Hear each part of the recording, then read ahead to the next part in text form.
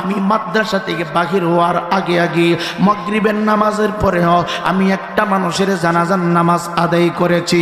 জানাজার নামাজের ইমামতি কইরা মনে মনে চিন্তা করতে চাই রে,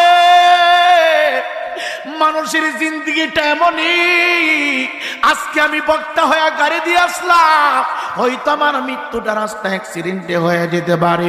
আপনি বিশ্বাস করাবেন না, এই হাতটা দিয়া কত মানুষকে কাফন পরাইলাম, এই হাতটা দিয়া কত মানুষকে কবরে শুয়ে দিলাম, এই হাতটা দিয়া নারাইয়া নারাইয়া চার তাকবীরে কত মানুষের জানাজার নামাজ পড়লাম।